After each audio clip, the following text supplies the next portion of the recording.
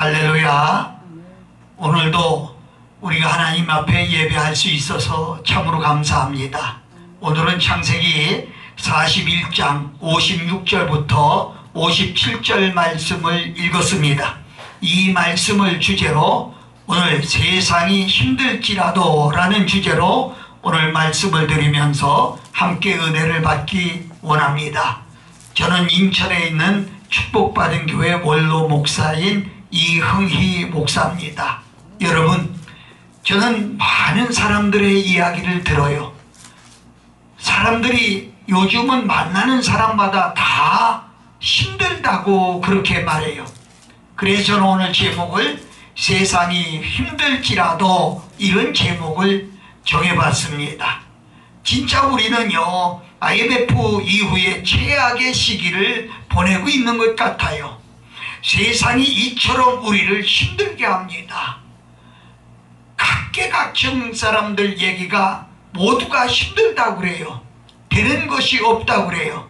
일어설 수가 없다고 그래요. 아무리 몸부림을 쳐도 안 된다고 호소하는 그런 목소리를 들으면서 내가 해결할 수 있는 방법은 아무것도 없었습니다.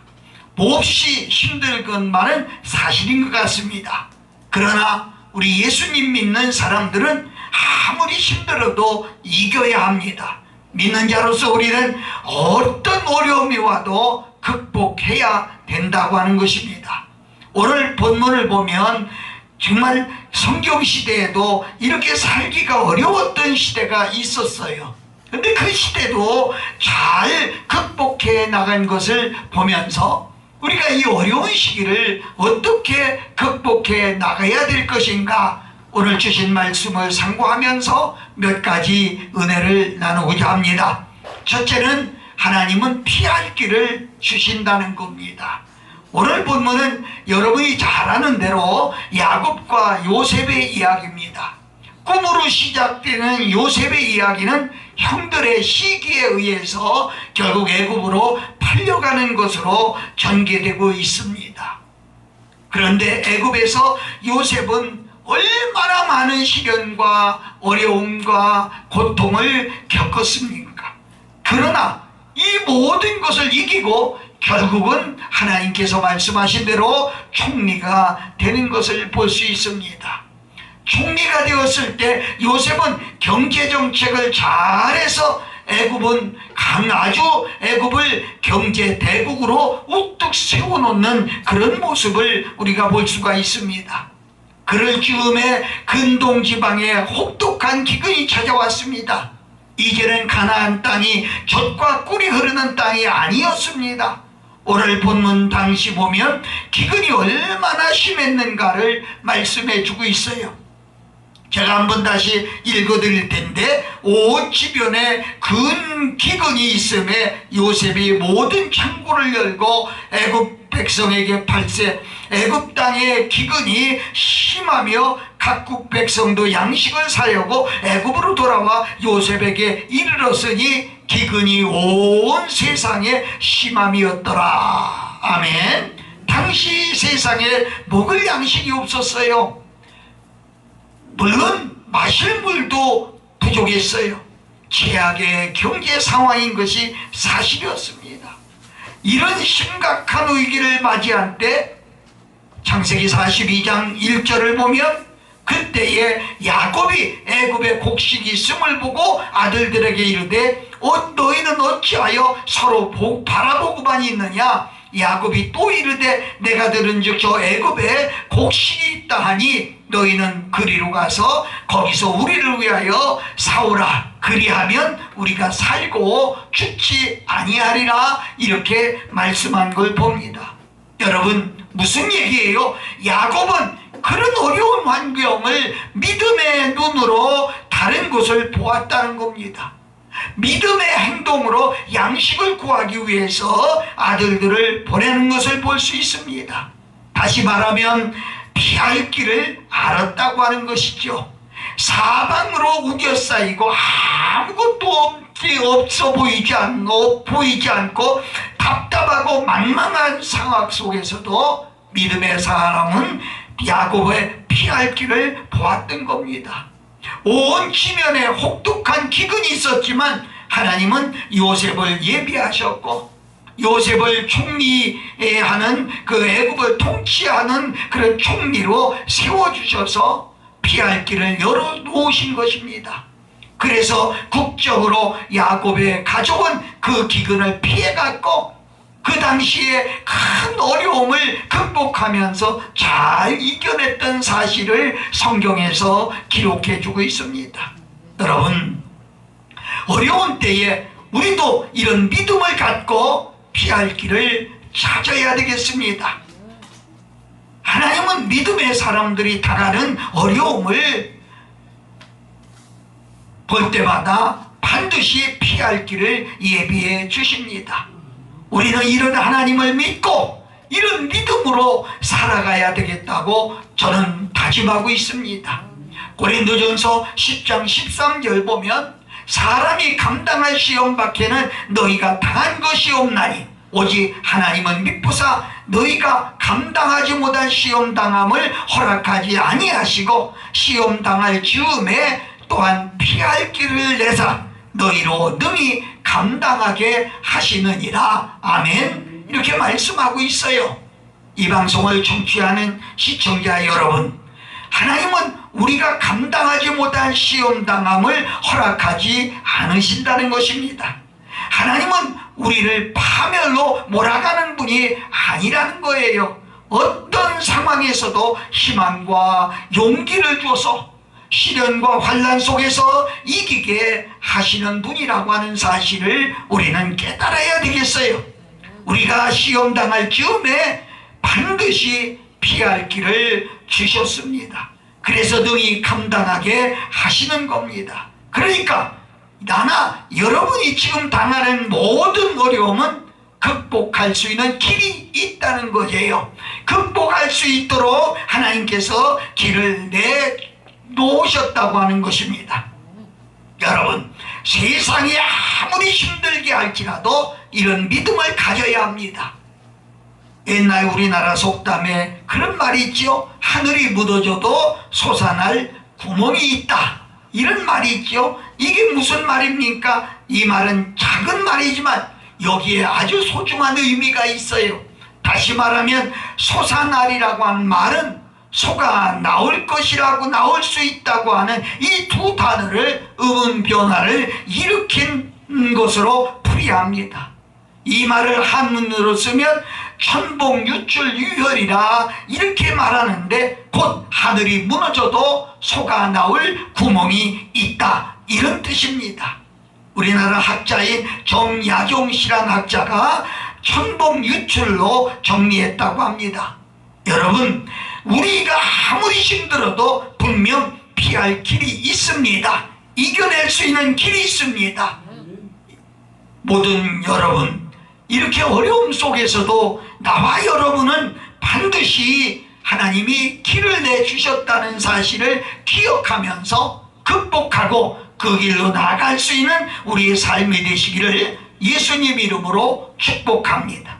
두 번째로, 시험하시기 위해서 고난을 주시는 겁니다. 신명기서 8장 2절을 보면 너를 시험하사 내 마음이 어떠한지 그 명령을 지키는지 아니 지키는지 알려 하심이라, 이렇게 말씀하셨어요. 하나님께서는 이스라엘 백성을 시험하시기 위해서 광야의 길을 걷게 하셨습니다. 여러분, 고난은 하나님의 시험이요 고난은 하나님의 저울이라고 하는 그런 말이 있습니다. 그리스도의 고난을 받게 되면 보면 두 가지 현상을 나타내고 있어요. 제가 목회를 쭉 하며 우리 성도들을 보면 고난이 왔을 때 두 가지 현상이 나타나는데, 하나는 고난당했을 때 온 성도들이 자기의 고난을 가슴에 안고 하나님 앞에 정말 간절히 가까이 와서 부르짖는 사람이 있어요. 또 하나는 고난당했을 때 자포자기하고 원망과 불평 속에서 사는 사람도 있어요. 여러분, 우리는 고난당했을 때 하나님 앞에 범죄하지 않고 정말 하나님 앞에 바르게 살아야 하겠습니다. 성경을 보면 욥기서라고 하는 성경에 욥은 하나님의 시험 속에서도 그 마음이 범죄하지 않고 신앙을 잘 지킴으로 마지막에 갑절의 축복을 받았습니다. 하나님이 주시는 시험은 망하게 하려고 하는 것이 아니라는 거예요. 우리를 더욱 강하게, 그리고 우리를 더 흥하게, 그리고 우리를 더 세게 만들게 주는 그런 축복의 열쇠다, 이렇게 말씀할 수가 있어요. 사람의 마음은요, 평상시에는 잘 모르는데 고난을 받게 되면 너무나 잘 나타납니다. 그래서 하나님께서 이스라엘 백성들의 광야 생활을 통해서 그들의 마음을 하나님이 살펴보시기를 원했던 것입니다. 여러분, 그런데 이스라엘 백성들은 어땠습니까? 조금만 어려우면 불평과 불만이 가득했습니다. 그들의 마음이 하나님을 사랑하거나 하나님을 의지하려고 하는 마음이 아니라 건뜻하면 우상을 만들고 건뜻하면 불평하고 짜증하는 모습을 볼 수가 있었습니다. 비록 우리가 고난 가운데 있다 할지라도 하나님의 뜻 가운데 있다고 하면 그 고난은 어렵지 않은 것이고 또 하나님의 길로 가는 것입니다. 빌립보 4장 6절 7절에 이런 말씀이 있잖아요. 아무것도 염려하지 말고 기도와 간구로 너희 하나님께 감사하라, 이렇게 말씀합니다.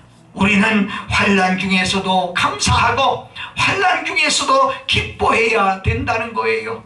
더욱 하나님께 감사하는 마음으로 고난을 참고 이겨내면 욥의 마지막에 축복을 받은 것처럼 우리에게 갑절의 축복을 주신다는 사실입니다. 그럴 때 고난도 빨리 끝나고 그리고 약속의 땅을 밟는 그런 축복이 임하는 겁니다.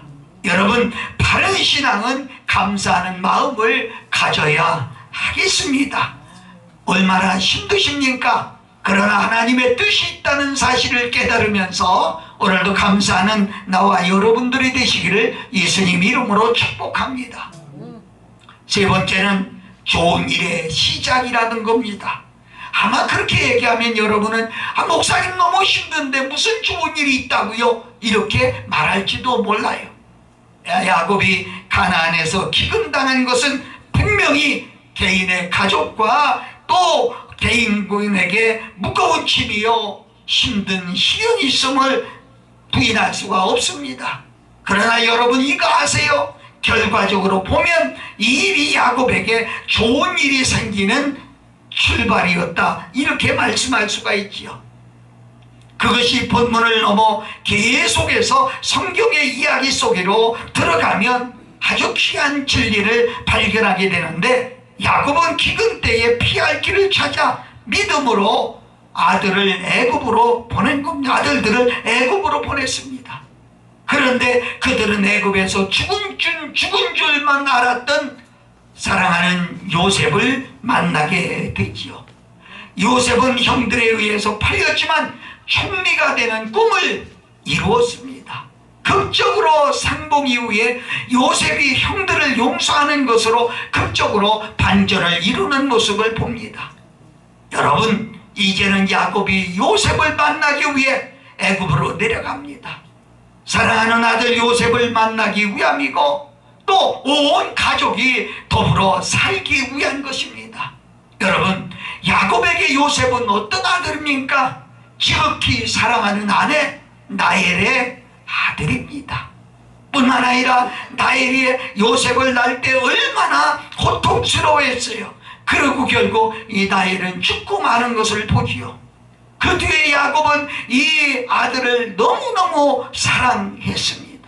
그래서 밖에 내보내지 않고 항상 아버지 앞에 있게 했고 그에게 채색 옷을 입히고 늘 아버지 옆에서 있게 했습니다.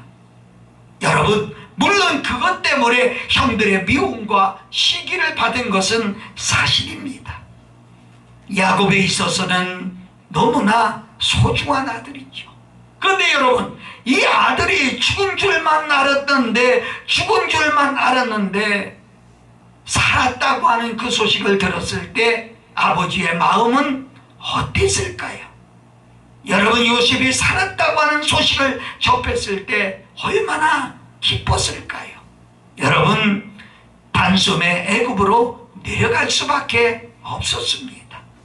무슨 얘기예요? 모든 일의 시작은 기근이었습니다. 처음에는 그것이 견디기 힘들었고, 처음에는 그것이 인내하기 힘든 그런 일들이었지만은, 여러분, 그것은 결국 좋은 일의 시작이었다고 하는 것이죠. 지금의 시련과 아픔 전부가 아니라는 겁니다. 지금의 기근과 고통의 끝이 아니라는 겁니다. 어쩌면 그것이 좋은 일의 징조일지도 모른다는 것이죠.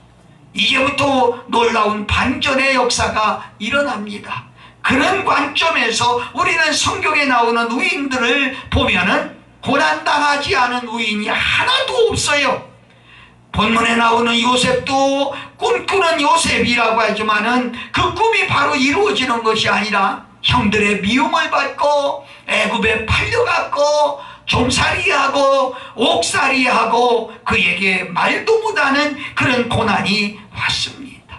여러분, 그러나 결과적으로 보면 요셉이 형들에게 고백한 것처럼 팔려간 것이 좋은 일의 시작이었다는 겁니다. 당시에는 잘 몰랐어요. 원망할 수밖에 없고 불평할 수밖에 없는 그런 현실이지만은 그 모든 현실을 받아들이고 수용하며 기다렸더니 이에게 귀하고도 좋은 역사가 일어났다는 거예요. 가정을 살리고 민족을 살리는 그런 역사가 일어났다는 거예요. 여러분, 죄악은 때때로 최고와 통하는 법입니다. 우리나라 말에 그런 말이 있어요. 조나위복이라는 말이 있지요. 무슨 말입니까?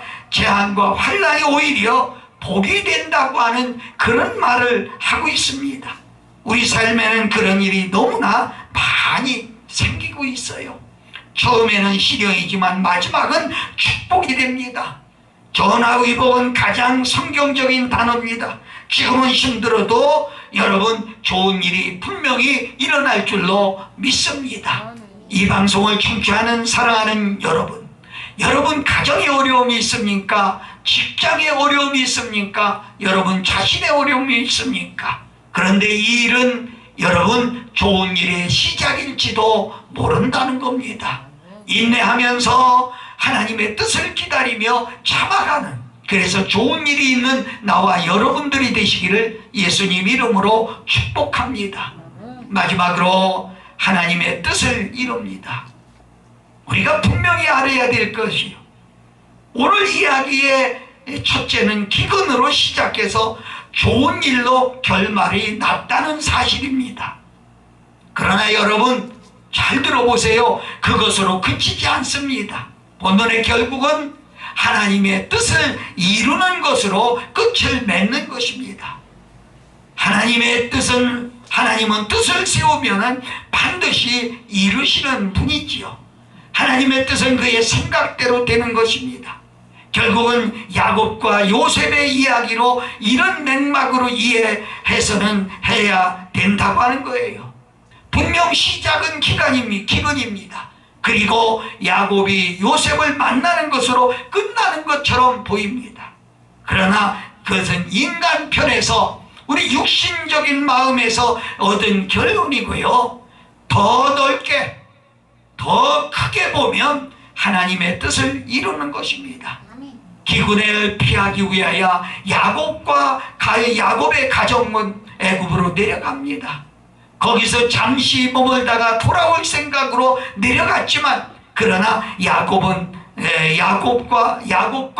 또 요셉도 애굽에서 결국 죽고 형제들도 다 죽습니다. 그런데 그 기간이 얼마인 줄 아세요? 400년의 세월이 흘러갔습니다. 아무도 이렇게 긴 세월을 예상하지 못했어요. 그러나 하나님의 시간이 흐른 뒤 성경의 이야기는 드디어 출애굽의 역사로 펼쳐지는 사실을 우리는 볼 수가 있습니다. 출애굽은 단순히 민족의 대이동과 가나안의 입성만으로 알려지지 않습니다. 성경의 역사와 그 중심에서 출애굽은 가장 분명한 하나님의 뜻을 알려주는 그런 말씀이라고 봅니다. 중요한 것은 모든 출발이 바로 기근이었어요. 가나안의 기근을 시작으로 그것이 결국은 좋은 일로 끝났고, 그 좋은 일로 끝나는 것은 결국 하나님의 뜻이 완성되는 것을 성경은 우리에게 가르쳐주고 있습니다. 결국 하나님의 뜻은 이루어집니다. 하나님의 계획은 이루어집니다. 신실하신 하나님 한 번도 이루지 못한 것이 없다는 사실을 우리는 믿음으로 받아야 됩니다. 우리는 우리에게 일어나는 모든 일을 하나님의 뜻으로 보는 믿음의 안목이 필요합니다.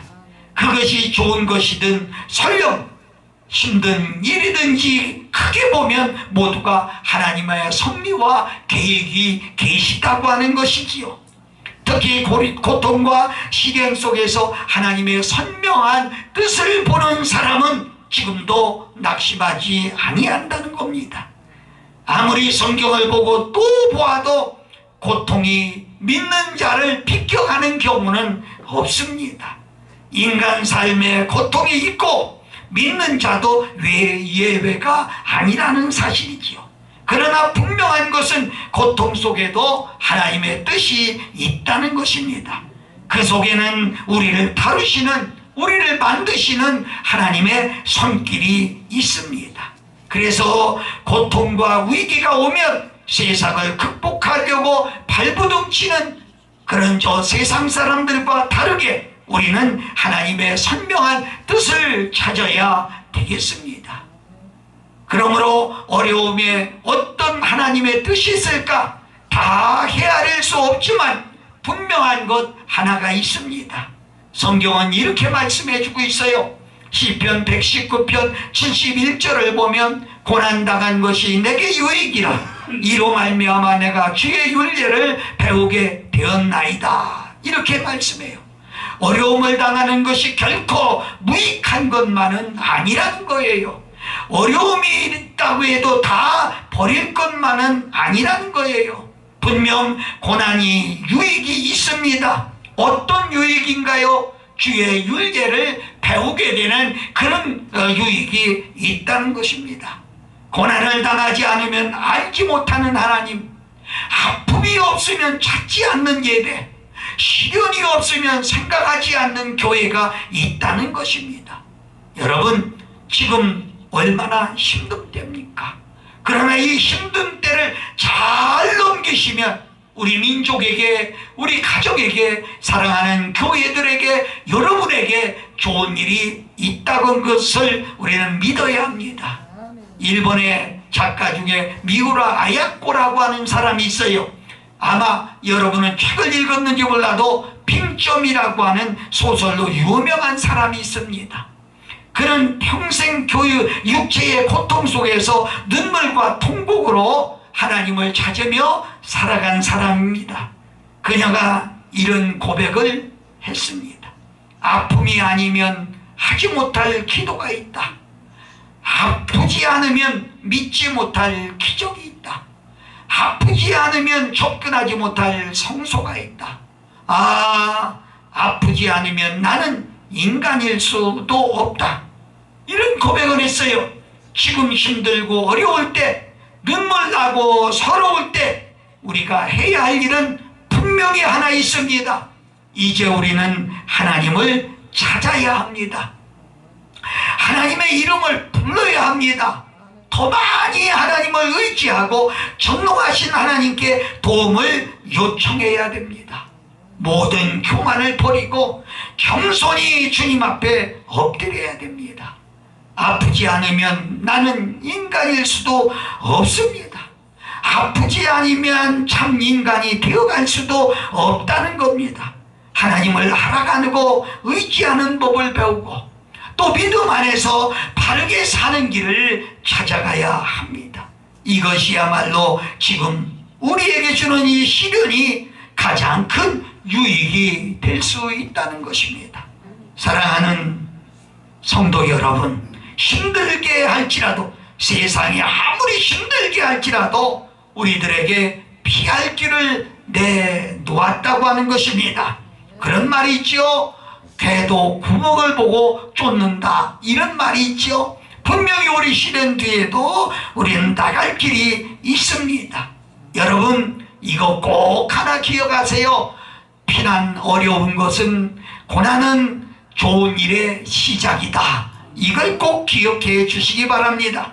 이제 우리는 더 많이 하나님을 찾고 더 많이 하나님을 의지하며 이 풍랑 인연하여서 더 빨리 소원의 항구로 나가시는 우리 모두가 되시기를 예수 그리스도의 이름으로 축복합니다. 우리 찬양 하나 하고 기도하겠습니다.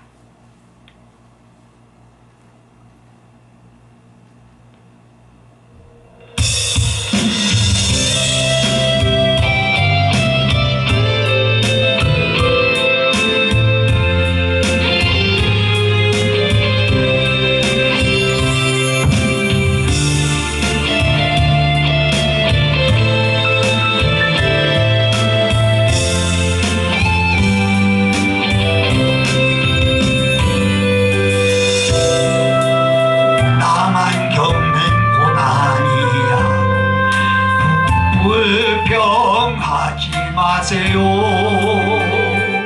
고난이 네 편에 있는 주님이 주실 줄 미리 보면서 감사하세요. 너무 견디기 힘든 지금 이 순간에도 주님이 일하고 계시잖아요. 남들은 지쳐 앉아 있을지라도 당신만 일어서세요.